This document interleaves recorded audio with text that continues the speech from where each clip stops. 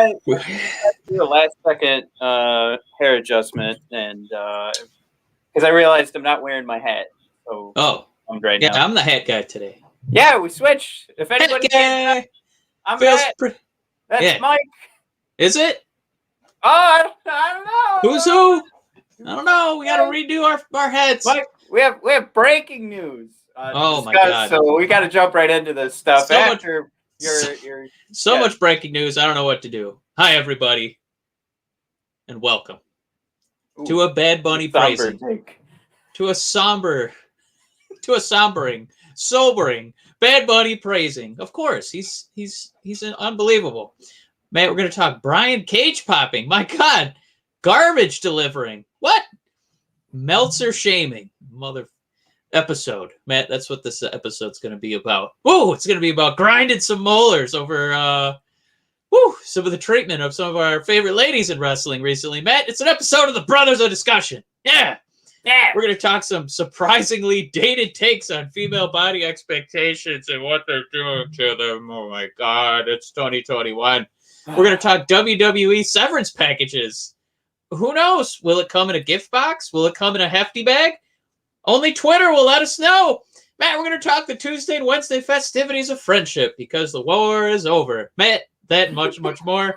Matt, where can the beautiful people find us? And we got to jump right into this topic. Yeah, find us at bodpodcast.com, brothersofdiscussion.com, at bodpodcast on Twitter. You can find my fun little tweet about Triple H, and of course, at brothers_of_discussion on Instagram. And if you are on YouTube right now, please subscribe. But you can find our channel, The Brothers of Discussion, where Mike, I know they're meager numbers. I know people have a lot more, but I am very proud, Mike, that in a few short months, we hit the 250 mark. So thanks for everybody that's coming along for the ride. And I hope you're watching right now.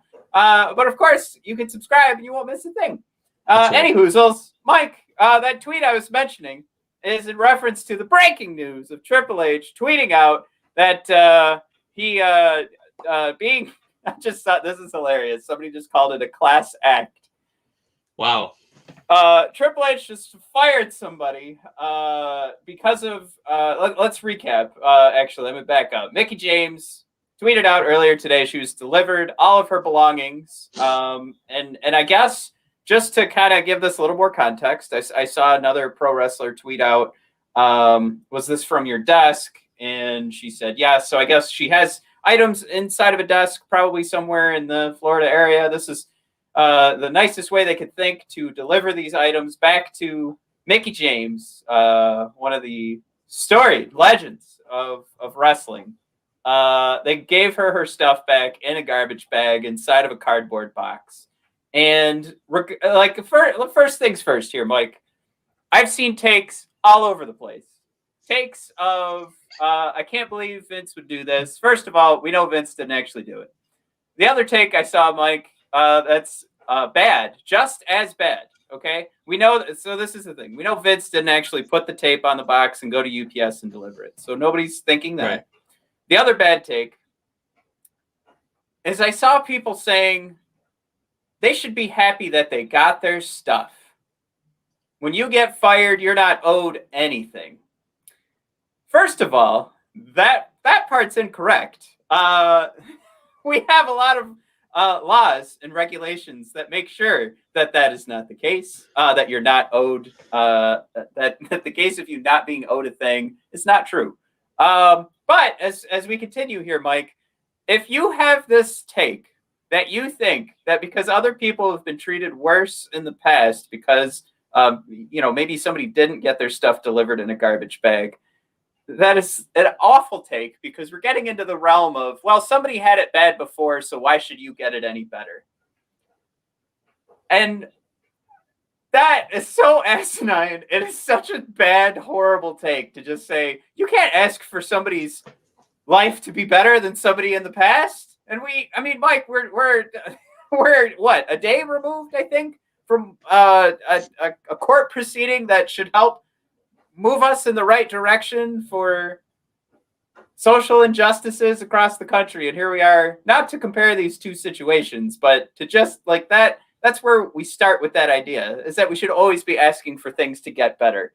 So, Mike, I think is that a good recap of the story so far? We have Twitter bad takes, we have what actually happened to Mickie James, and now we have, if you want to jump into what Triple H just tweeted out to remedy. Mike, this is the remedy for the situation. I gotta go turn a light on in here, so you go for it, and I'll be right. It'll take me 2 seconds. Okay. Yeah, my beef with this is that this company is always so measured. With how they handle public relations. They have people with no compete clauses, and everybody is very on the up and up when you get released. It's very prim, proper, respectful. So I think if Mickie undid the garbage bag and her things were set up in a respectable way, there's no way that she dreams about taking a picture and sending that tweet. It has me thinking that the reason she said that is she was so angry with what she's donated, like her time and her energy and her body to that company, and for that to be the way that they sent her stuff back, I think it's a pretty impassioned anger that makes you want to respond and reach out like that and make it known to other people. So I don't know if she saw it as a gesture, but I do think that, the way that it was handled, obviously it could have been 1,000 times better. Yeah, please don't throw my mug in a trash bag. Yeah, thank you for wrestling plug. Glad you're here, buddy. But yeah, it meant for me, Triple H's gesture, the tweet back and say, whoever's responsible for this, I just want you guys to know we released them. For me, that doesn't do a whole lot. I guess as somebody who works for a CEO who's in the public light and he likes being on the news, he likes being visible, he likes being not I keep thinking of the word blame, but if anything goes wrong, he wants to be the face and he wants to go fix it. And WWE for the most part wants to do that. So I guess for me, it's an empty gesture for them in the aftermath to be like, all right, who's sending out in a garbage bag?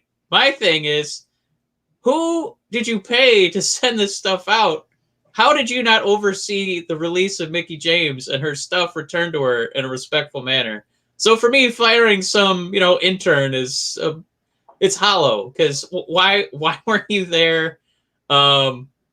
Why weren't you there to curate this? Why weren't you there to be like, here's a nice WWE severance package. Here's a watch and some peanuts.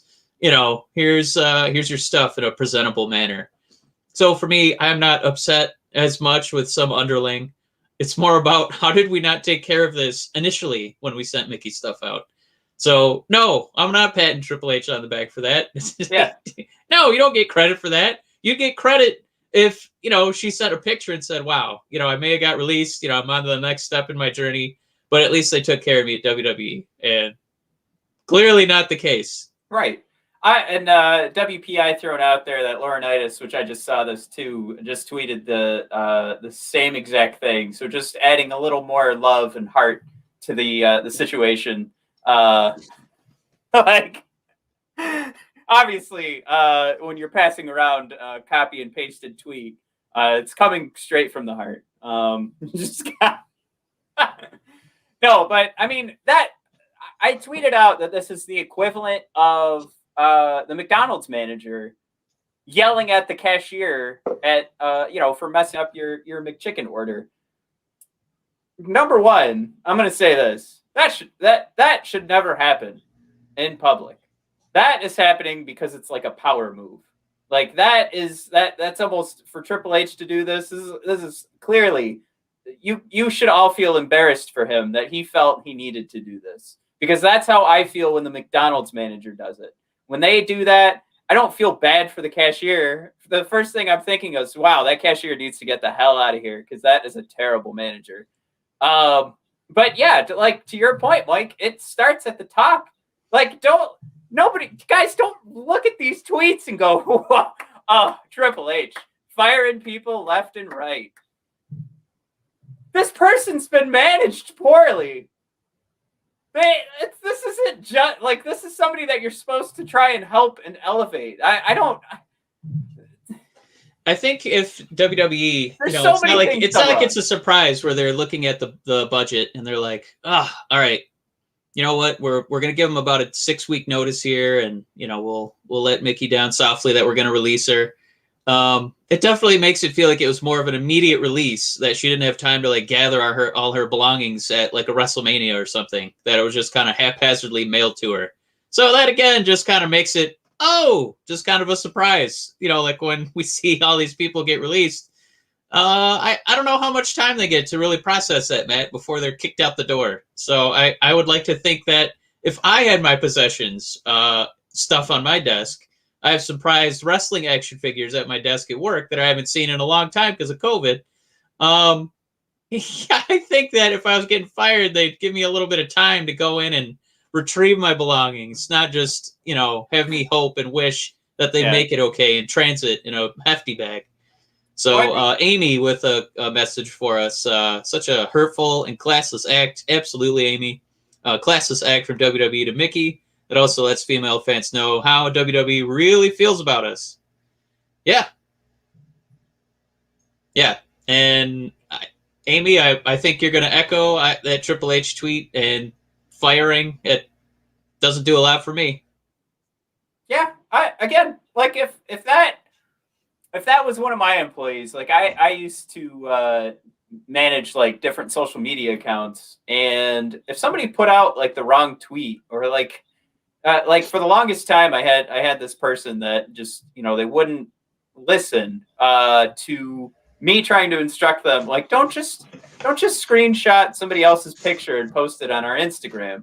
Like you need to create new content. Plus the quality is pretty terrible. So I could tell when she was doing it.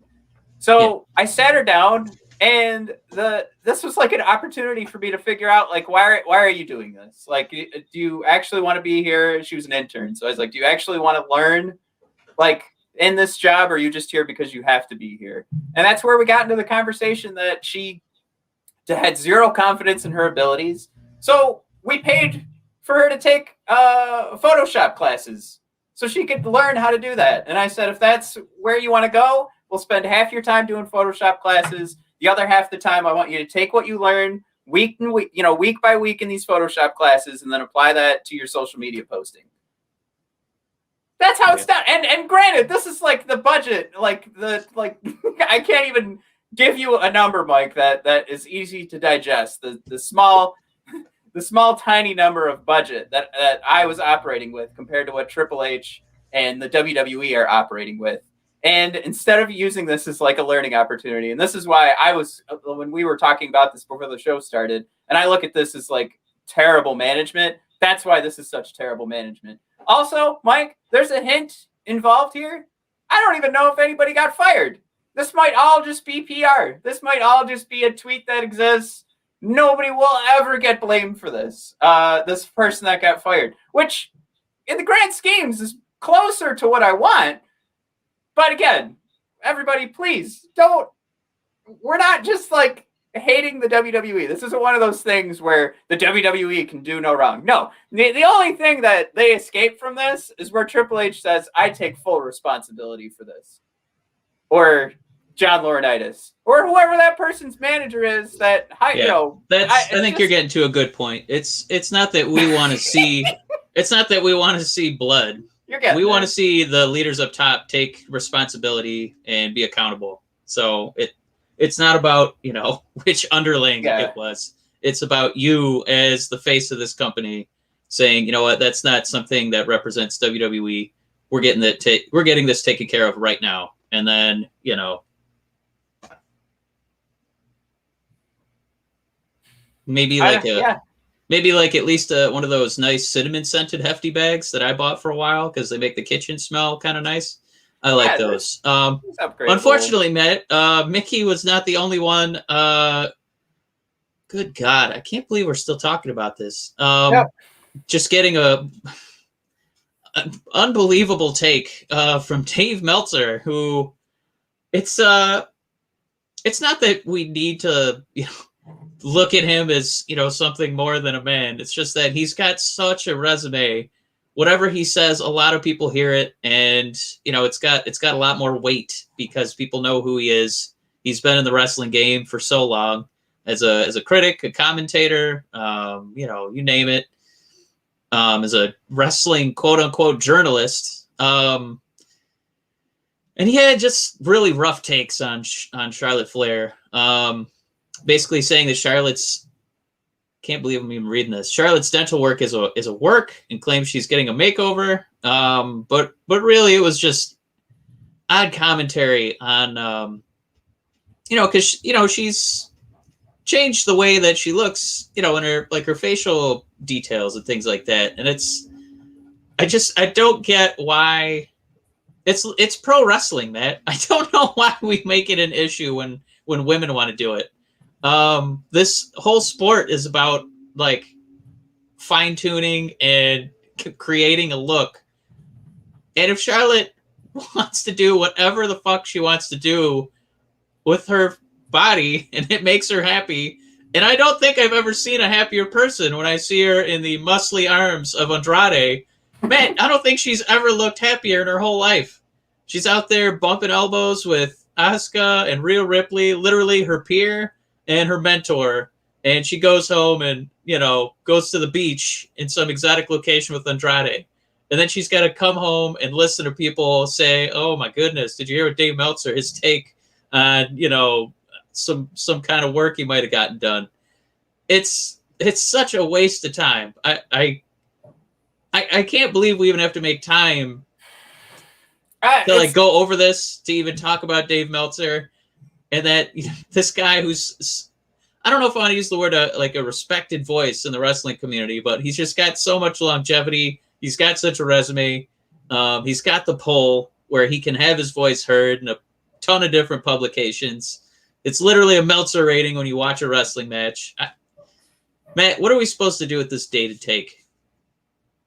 I think it's just we're supposed to bring awareness to it. We're supposed to remind everybody who might be listening to Dave Meltzer that this guy is an absolute tool. And that's why we created the hot dog system, because the star system belongs to someone who's a doofus.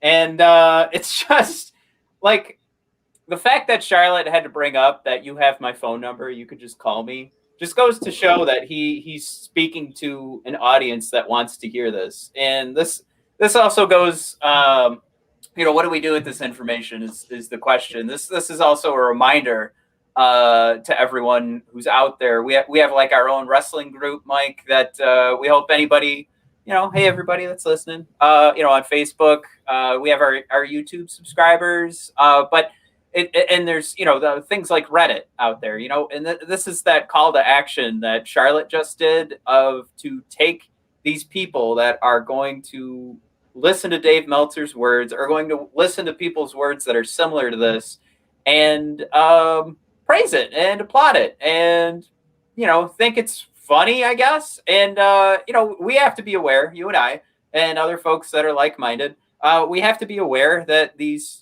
people are still out there, small-minded, lost in the early 1900s. And we've got to call them out on their garbage. And that's, I think that's the long and short of us bringing this up in the show. Like, I'm sorry. Yeah, earlier this week, Wednesday and Tuesday, we had amazing women's matches. And I don't know why this is still just, I guess I'm part of the problem, I guess, because I just called them women's matches. But I guess I'm just trying to highlight that, they were wrestling matches. It's the division that is getting torn apart today and being, left on the curb on the side of the road. I guess it's just this reminder that we're not really, learning anything, or at least there's a majority or a group of people that are not learning anything. They're not seeing that this is just a wrestling division. They're not seeing that these are just human beings. They just keep operating like the way Dave Meltzer's operating, and it's sickening. That's a guy. If he was ever on our show, Mike, which I like having our hockey pundits on the other show. Yeah, if I ever got Dave on the show, I don't know if I could respect. I couldn't be nice to him. I wouldn't respect him. I think what he does is garbage, because even if he does get the scoop some of the time, I think we've seen a lot of the time he doesn't, and he's just bullshitting. So, hey, I don't know. Be the guy that posts nothing. Be that person. Be the person that posts nothing instead of posting something to get juice. I saw that tweeted earlier today by Sean Ross Sapp, who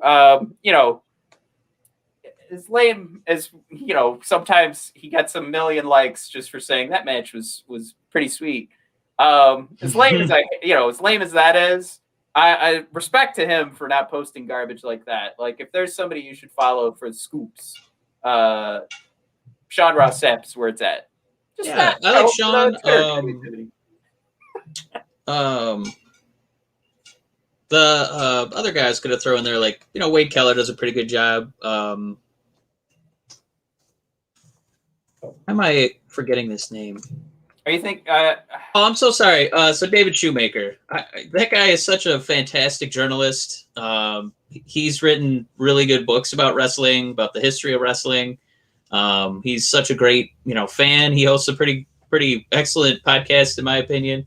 So yeah, I guess I'm just name dropping people like that because I don't need to hear anything else from Meltzer. This is like trying to get, a progressive opinion from the guys on Duck Dynasty. I'm good. Not gonna get it, so I'm gonna go somewhere where I can get it. Yeah, we're gonna try and do our best. I like to think that we're in the mold of Sean. David Shoemaker. I would like to think that we kind of emulate that kind of progressive opinion, and we want to promote anyone who does. So fuck Dave Meltzer. I don't ever want him on my show. I'm good. Although if he ever challenges us, that would be so easy to take down his stupid ass. All right. Man, did something fun happen this week? This is rough. No, the WWE earnings call happened, Mike. More. Oh, let's try and make this a 2-minute segment, if that. What's going on? Let's just hit the two topics coming out of it. I tried to. They made money. Great. No live shows till July. New WWE anime might be fun. See how that goes. I did see somebody posted a picture. I didn't know if it was just like if it was just somebody's fan art or if it was actually a picture for this supposed anime, but it was Kane coming out of like this green slime. Like, it looked fucking badass. And I will admit that I watched my fair share of anime in my day. It was definitely middle school, Dragon Ball Z, and then the first couple years of college. I got mixed up with the wrong crowd and started watching anime. So I'd be all for it. That would be pretty cool if they went pretty hard into like the backstory of guys like Kane, the Fiend, Undertaker. That would be cool. And then Mike, Bad Bunny increased Hispanic viewer numbers by 31%. Absolutely deserved. I know that it's a little uncomfortable, right? Because he's a Latin performer, but arguably over the whole weekend of WrestleMania and NXT, he did one of my favorite matches. One I'm actually going to rewatch. Like, he was that good. So, in addition to this Hispanic viewership number that somebody pulled out of thin air, I'm going to say a white viewership, because I'm going to be going back and rewatching that match on the Peacock. Bad Bunny, you sold me, you crazy bastard. I had no idea you could do a Bad Bunny destroyer. That was incredible. And the legend, Matt, I don't know if you saw this legend. Apparently, he learned how to do that the day before. I don't know how much truth there is to that rumor, but that's what's floating around. There's a couple other little nuggets here. Ronda Rousey's pregnant, which good and bad. Good, baby, bad. Well, probably not going to see her wrestle for a while. And I was kind of looking forward to her return. Hot diggity dog. Yeah, I know. It's always one of those things where here we are on our soapbox. Treat these people like humans, but I think it's okay that we can sit here and be like, damn it, I wanted her to fight selfishly for me, I want you to go wrestle. Go fake fight for a while. Matt, Daniel Bryan here, another piece of news. He's getting ready to scale back. And I guess the discussion is if he could wrestle anywhere, anywhere. Bryan Danielson said it'd be interesting if I could wrestle in different companies and WWE. That's something I'm trying to weasel my way into right now. Yeah, there was a laugh after that.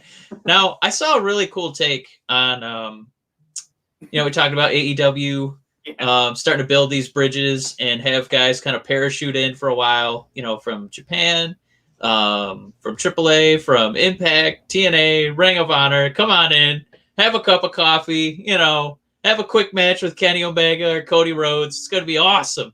We're going to send our guys to your country. You send your guys to us. It's going to be great. And it was pretty cool. So the take I saw that blew my mind, and I was like, oh, man, that's such a good take,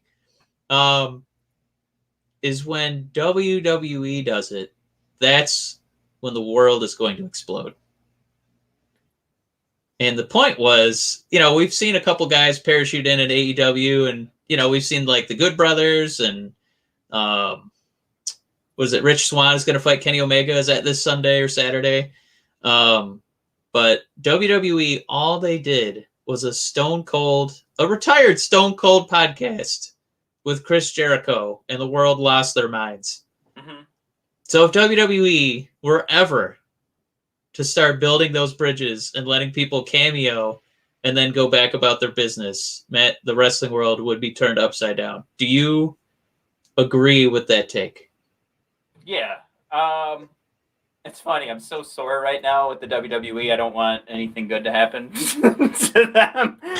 So it's like, yeah, no, they absolutely, they have such an easy decision to make to kind of, what have they been doing over the last decade is trying to make these relationships with NBC, Fox, ESPN. They want this to be huge, but the world pushes back because it's not.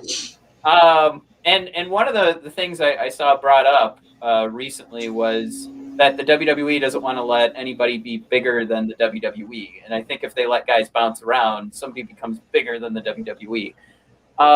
So I just challenge them to, maybe fight back against that.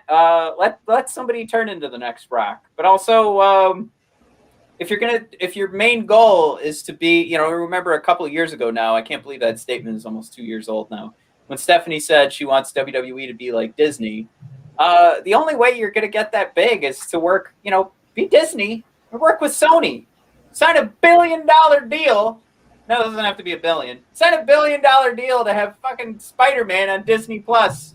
$1 billion deal. The fuck? It's a stupid movie. Somebody could just watch it on okay. Anyway, but that's it, right? They say they want to be Disney, but they're also saying we have to have all of the entities under our umbrella, and that's how we'll be Disney. And it's no, you have to also go in these other directions to continue to grow, which is what Disney's done. I mean, how many movies are on Disney Plus right now, Mike, that have nothing to do with Disney and never had anything to do with Disney? Yeah. I think you made a great point. Yeah, for Disney to pick up all the Marvel entities, pick up all the Star Wars entities, pick up Fox. That if that's what WWE's eventual plan is when they say we want to be like Disney, woo, that's a lot. Yeah, but they're right. But there was the part 2. It's they saw they're like the underwear gnomes from South Park. It was gather all of the pro wrestlers. Step 2. Step 3, profit. So now Disney's no, it's step 2 was to sell all this content and even more and make us the one-stop shop for content. And WWE's wait, but you can get wrestling over there. And Disney's exactly. So you go over there and you make buddies so that you can eventually bring some more Kenny Omega content to your stupid platform. Anywho, it's easy. It's an easy move, but they don't want to. This is such a bad time to do this podcast because I'm so sore with the WWE right now. So I don't know. I guess I'll just let it flow through me like the dark side. But they don't want to have fun. They don't want to let any star outside of the WWE shine. They don't want any of that. But what they're missing is like those future opportunities to bring those guys in later. Have your stupid WWE Hall of Fame, and you put in William Shatner this year, but what if you put in Kenny Omega, who had your cameo appearance at WrestleMania? Like, make the cameos a fucking pro wrestler for once. Kind of throwing out a lot of fucks today, but it's the anger. It's really getting to me. But yeah, right. Like, doesn't that all make sense? And if you're gonna say you're the Disney of pro wrestling, then god damn it, you've got to work with Sony. So until that happens, Stephanie, you are not the Disney of pro wrestling. You've gone halfway. Boom. Boom.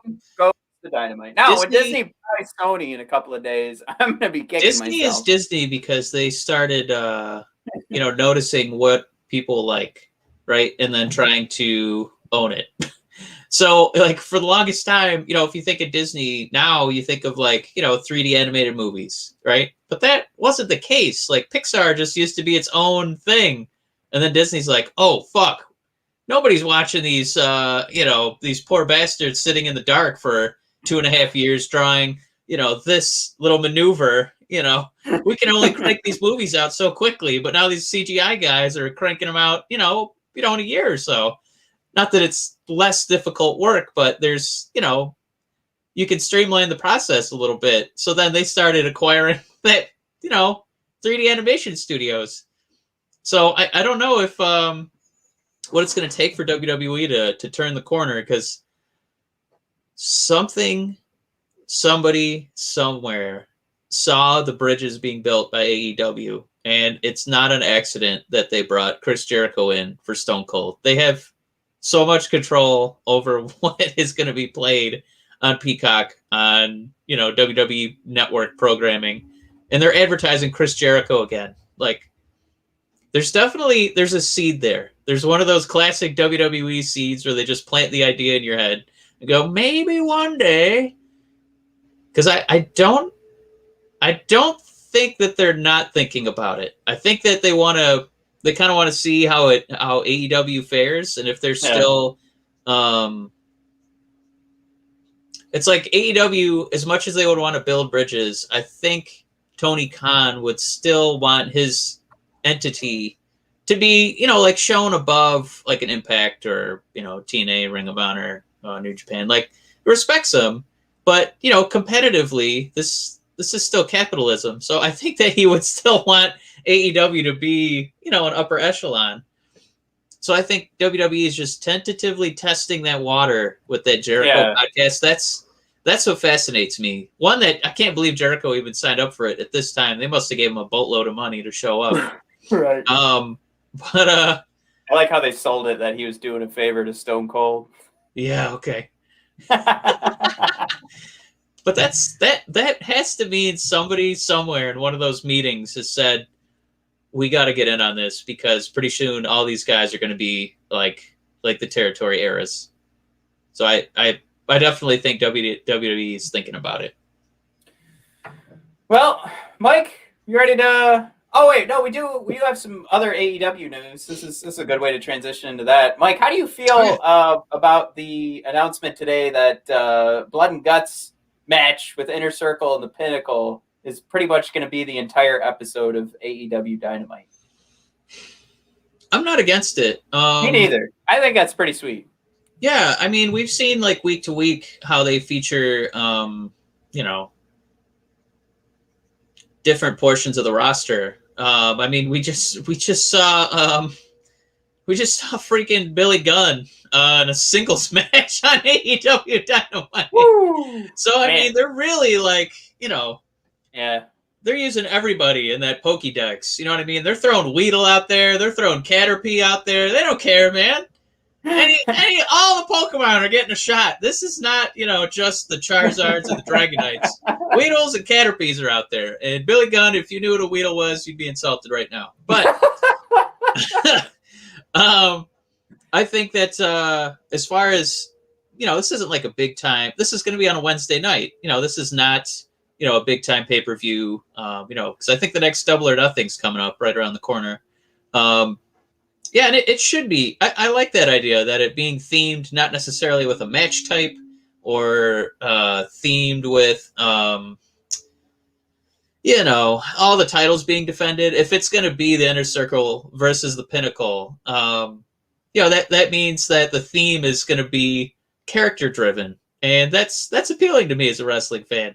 I like what AEW is doing with their booking decisions. And MJF and Jericho are doing a hell of a job on the microphone, getting me excited for that payoff on my birthday. Pretty excited about that. So I think it's a good booking decision, and it feels like the build is progressing, in a sharp way that makes you want to watch.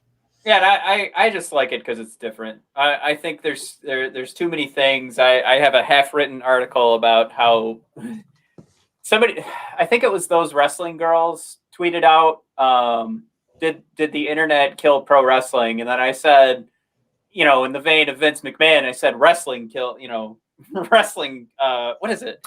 Brett? Oh yeah, I said wrestling screwed wrestling. I had to do, what did Vince say? Brett did what to himself? Okay, anywho, that's Brett screwed a light bulb. No, that's not it.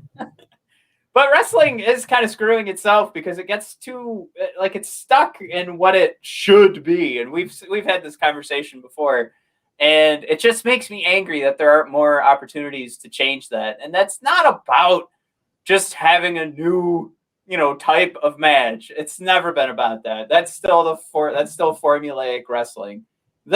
Do a whole 2-hour show as one match? That's different. That's fun. And there's still those opportunities to throw in other, superstars. They can get involved. Mike, I tell you, if the best friends don't end up squeezing their way into this and, doing some sort of shenanigans, I would be shocked. And I guess that goes for the other 20 factions involved with AEW, but that's great. I like that idea of them getting in there against the Death Triangle. Really, really getting into that feud. But maybe I'm getting a little ahead of myself, Matt. But yeah, I love this idea. Ready for the Yeah. I love this idea. I love a themed show between two factions. This is, it's going to be like Magneto and the boys against the X-Men. So I'm pretty pumped to see how this pays off. That is is that the Brotherhood? Dark Brotherhood? It's hard to say because I think that Thanos calls his buddy, because all their names are like Obsidian and they're all like synonyms of the word black. So I think that might be his Dark Order is with Thanos. Yeah. I got to look this up. We have Google. What is Magneto's group called? Magneto formed the Brotherhood. Yes! Mike, there's a million X-Men comics right here. Of course I knew it was the Brotherhood. In case anyone was wondering, it's Ebony Maw, Corvus Glaive, Proxima Midnight, Black Dwarf, Supergiant, and Black Swan. Woo! How bummed do you think whoever was in the group first, if it was Black Dwarf going, all right, I'm Black Dwarf. We already got Black Swan. All right, yeah. I'm going to be Midnight Dwarf.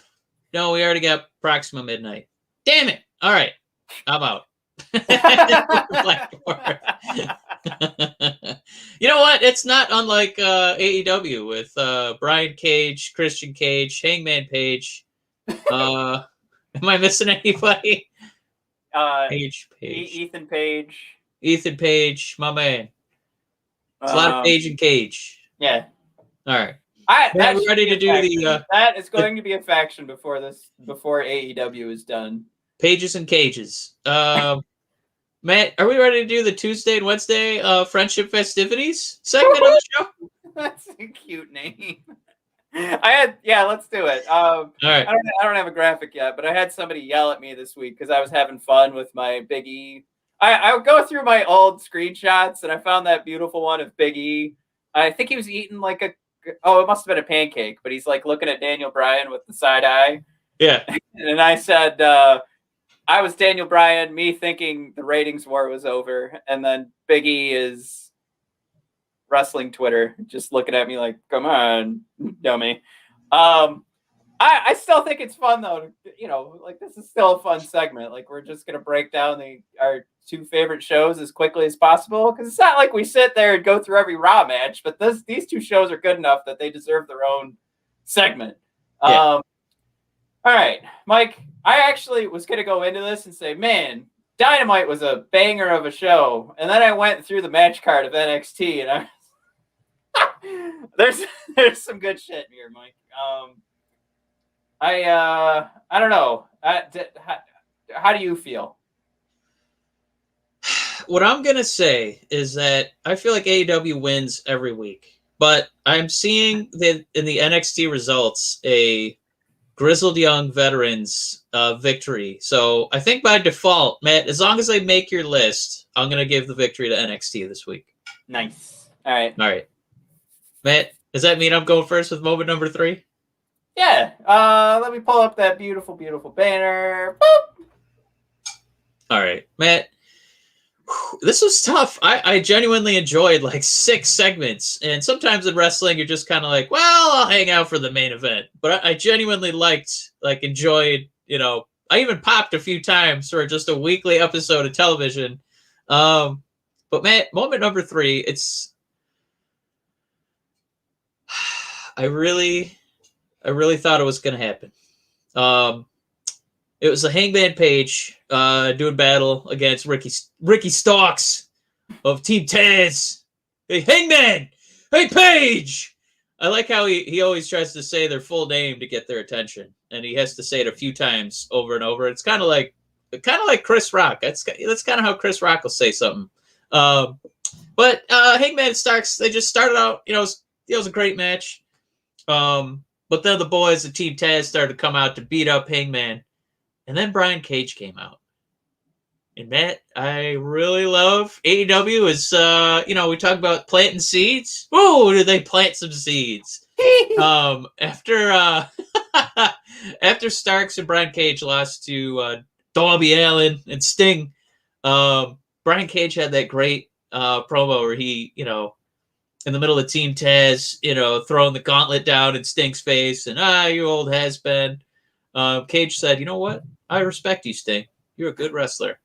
And Taz just, his eyes were rolling around in his head. He didn't know what to do. He looked like in elementary school when you glue that little eyeballs to a popsicle stick and kind of move it around. Remember Stickly? That's what Taz looked like.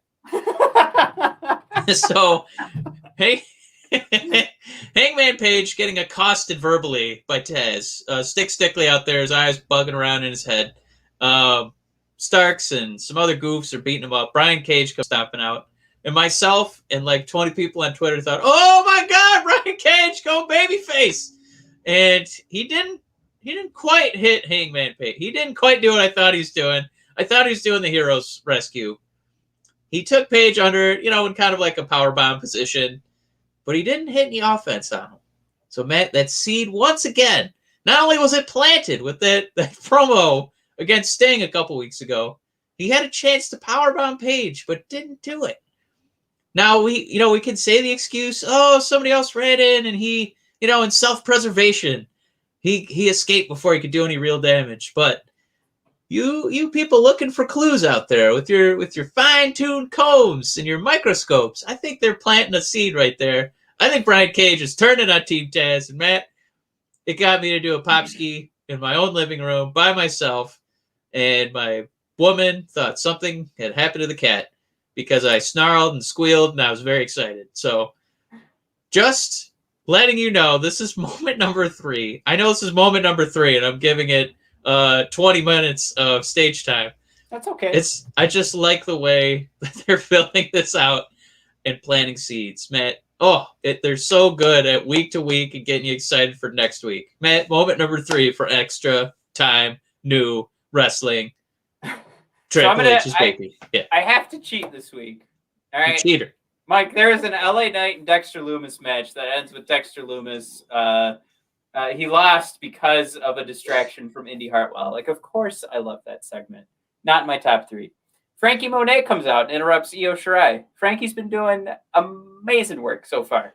Not going to make my top 3. Mike, somehow they fit 4 guys into the ring to fight Kushida. It was Oni and Lorcan and Danny and Birch versus Kushida for the NXT Cruiserweight Championship.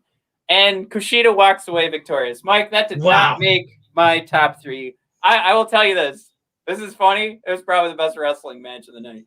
Mike, number 3 for me is everything, and this is how I'm super cheating. Everything Kyle O'Reilly and Cameron Grimes did that means the start of the show and the end of the show. So that's everything, including Kyle O'Reilly stealing Orange Cassidy's ring gear.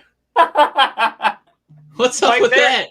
Their interaction, that was something that I saw it and it didn't click, but I saw the memes at the end of the night, and I was embarrassed that I was so happy that Kyle came out looking like that. But he did a great job of using Cameron Grimes' character to have like a fun promo, because we are still talking Kyle O'Reilly. We know his limitations on the mic. And to be honest, it's something we talk about all the time. It goes back to casting. Kyle O'Reilly was a side dish for the Undisputed Era, because honestly, Mike, I love Kyle. We both love Kyle. He's one of the best wrestlers on the planet. That voice, it just doesn't sell. It doesn't have that same oomph. And a couple of jokes didn't land, but because it was Kyle, you give it, you go, that was cute. Good try, Kyle. But he also teased a battle with Karrion Kross, and which he absolutely deserves after taking down Adam Cole. But all of this, turned into a match with Cameron Grimes at the end of the night, which was just a banger of a match. And this is probably the first time in a while that Cameron Grimes got to be the guy in a match that wasn't just getting clowned, but he did a really good job in that match. I mean, he put up a pretty formidable. The performance is just believable, right? Like, we finally went and said, "Wow, Cameron Grimes could actually win this match right here," and Kyle pulls out the victory. But he was really dogging it up the turnbuckle, and he ends it with a knee to the back of the head, which is also a fun move. But all that wrapped together, you had a great wrestling match. You let Cameron Grimes finally look like a pretty good pro wrestler. Might just be the level of competition he had, or I should say the performer in the ring is going to make him look better. But then the promo at the start of the night was also just A+ for me. So that's number 3.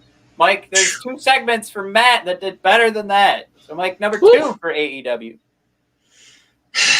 Well, I'm kind of cheating on this one because it was a blend of two storylines. Ty Conti has rocketed up the rankings for the women's division. Found herself in a championship match on AEW Dynamite. I don't know if all she's been doing since she left WWE NXT has been training with Shida, because it felt a little bit like the Spider-Man meme. A lot of Ty Conti's offense definitely looks like she's apprenticed herself to what Shida does. As far as the submission transitions, a lot of similarities between the two, and a lot of focus on very violent-looking knee strikes that always seem. Now, I'm not as a criticism, but I'm just saying that they look so good on TV. They always look inches away from actual bloody damage to the opponent. So they sound good. They look great. And Ty Conti did come up short. I don't think it's quite her time to be champ. She's still not as crisp as Shida. Shida is still, the cream of the crop of that division. But after the match was probably the most fascinating way for Britt Baker to literally update the rankings in live real-time fashion, where she walked out and turned around and looked at the Jumbotron, did a little gesture, bam, and you could see Britt Baker was up top. And then she gave her classic DMD, and I think the AEW faithful are drooling at the prospects of these two finally having their title match. It's been a long time coming. I think they've been waiting on hitting that Britt Baker button, because once she's the champ, I don't know who on earth, woman wise, can stand toe to toe with her, charisma wise on the stick, and then by God, that goddamn glove that she puts on to put on that, the variation of that mandible claw. Oh my God, man, it's going to be electric, and it's hopefully going to be a long-term feud. Both women are very deserving of the build-up this is receiving.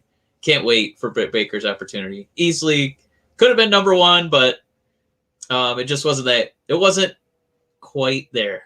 There's something else that was a little more special this week. Matt, moment number 2 for next Extra Time Wrestling. Mike, we were introduced to. Let me make sure I get this right. The Warrior of the Sun. I did almost get that wrong. Sarray made her debut on NXT. Fought Zoe Stark. Yeah. Mike, this is actually a fun way to introduce this match too. They had Zoe Stark meet William Regal and Sarray out in the parking lot, and Zoe said, I need another opportunity to prove myself, and we've been talking for weeks now that Zoe just keeps losing, but she keeps proving herself. Now the problem here is that that continued. Sarray got the win over Zoe Stark in this match, and it was so puzzling at the start to try and figure who would get the win here when you're trying to play that game of elimination. Well, Zoe's definitely earned a win, but I mean, it's Sarray's first night on NXT. She should probably take one. And that, ultimately that's what happened. And I think that makes the most sense, but they did such a good job in this match, telling the story of Zoe Stark, of, giving everything she had, hitting that moment where we see it so many times in wrestling matches where somebody hits their finisher and then they give that, what could I do? What else could I take? And this really felt like that. This is the first time in a long time where I felt like, wow, that's real. That is, what else could Zoe possibly do at this point? Yeah.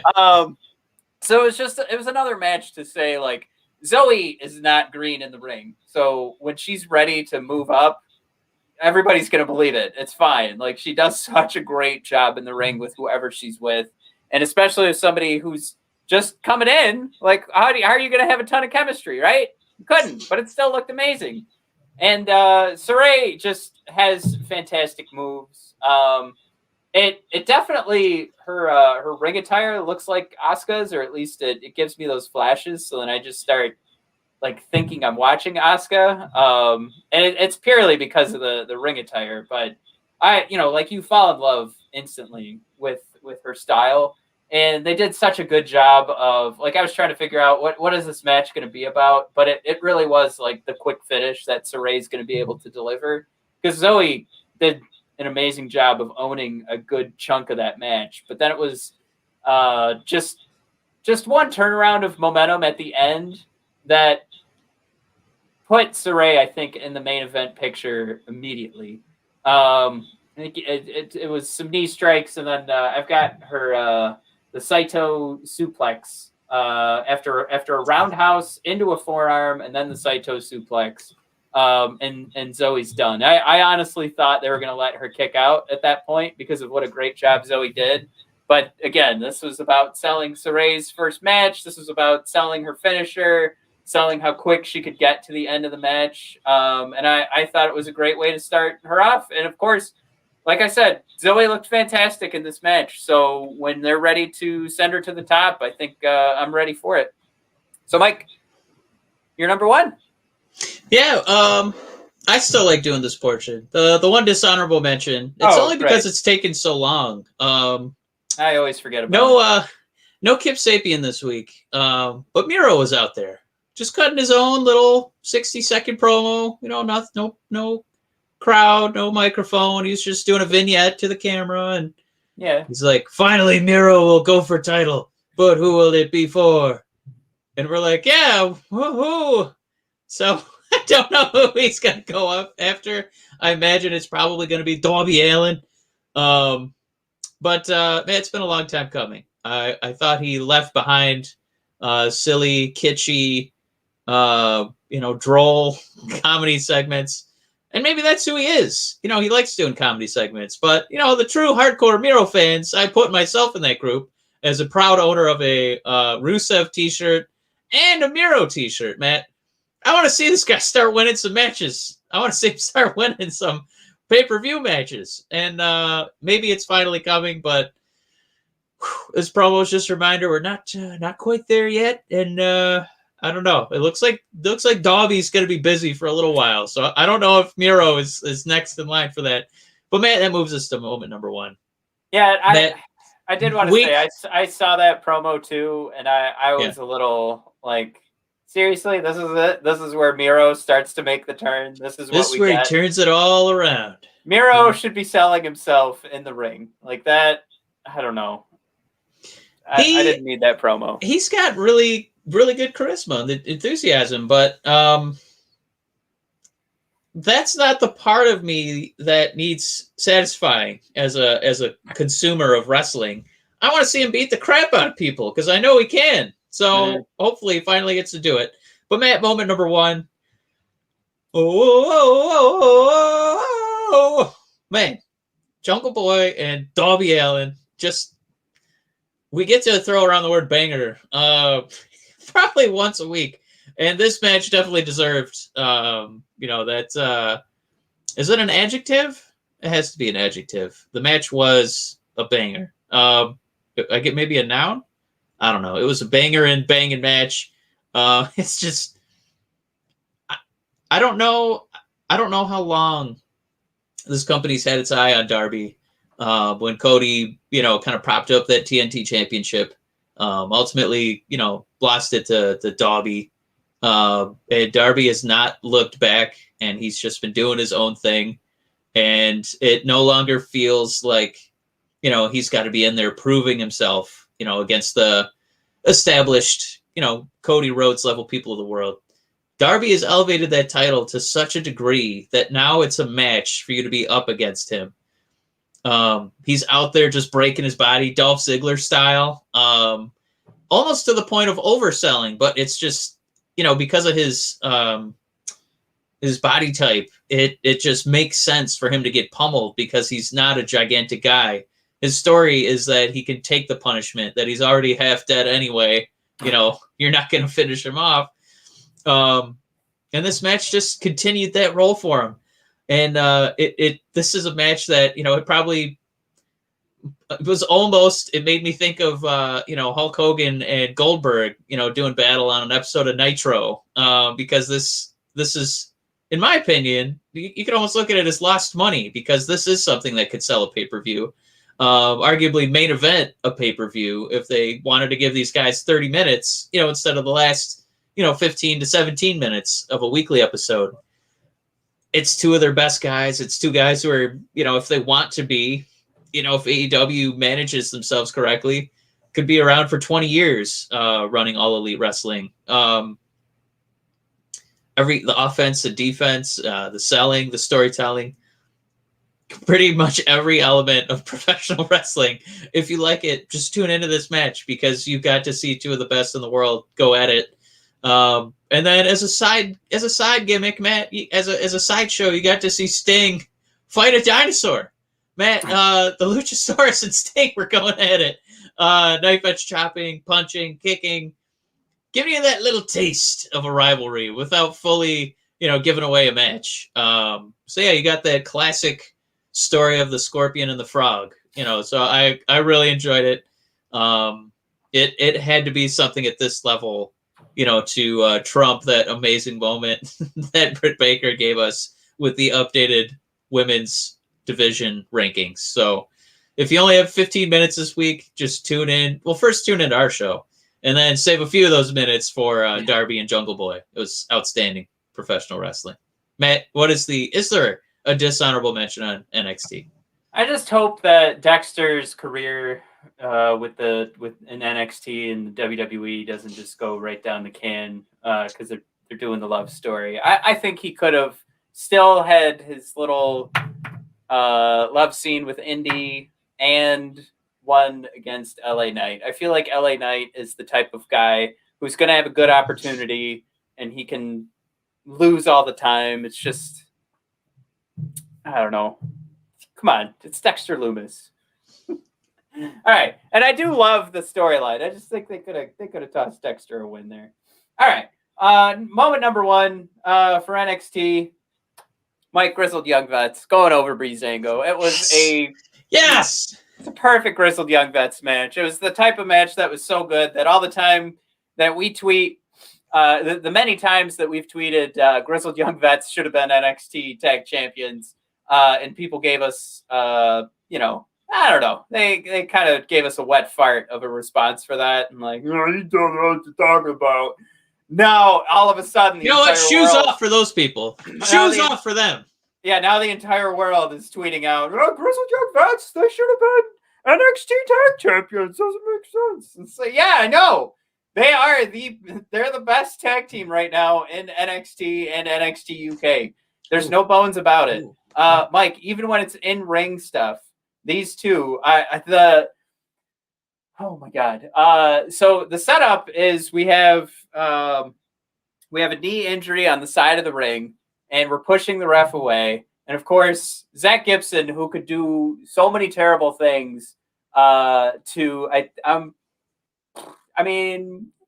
matter if it was Tyler Breeze or Fandango. I think it was Fandango. But he's trying to get mixed back into it. He's trying to get between the ref and the Grizzled Young Vets, and they're just pushing him away.